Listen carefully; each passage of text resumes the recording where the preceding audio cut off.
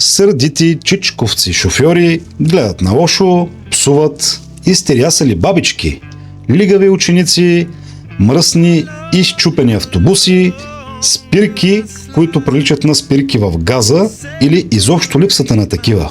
Представям ви градски транспорт, град Пловдив. Как започва всичко? До края на 90-те все още има общински транспорт, даже има и тролейбусни линии. След това какво става? Започва масово даване на линии на частни фирми след 2000-та година. Идеята е по-евтино и по-гъвкаво.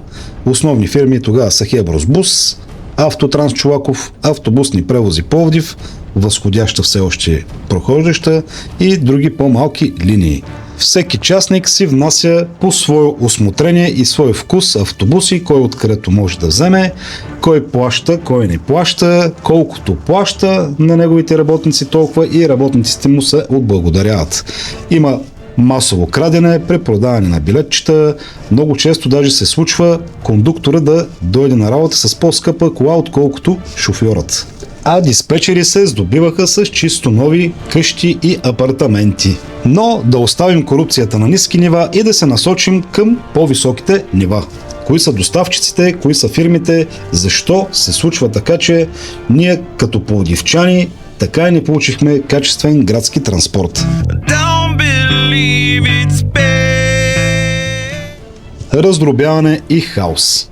Често общината дава договори на фирми, които са с доста слабо качество на изпълнение, но важни са паричките. Където играят повече парички, няма никакъв проблем. Оттам започват стари автобуси, внесени имаше едни щъркели, който си ги спомня.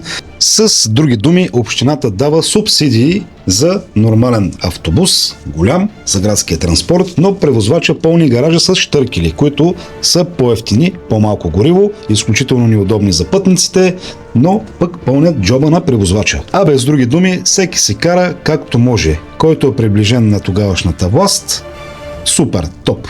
И стигаме до 2015 година, когато се правят първите опити за да се внедри малко контрол. Тук говорим за електронни табла, GPS във всеки автобус, нови изисквания към самите частници. По-слабите играчи биват редуцирани, а по-силните завземат всички линии. Но въпреки това, всичките изброени назад проблеми си остават, даже се задълбочават. Автобусите са счупени, изкъртени, всичко е надраскано, всяка втора спирка е поломена.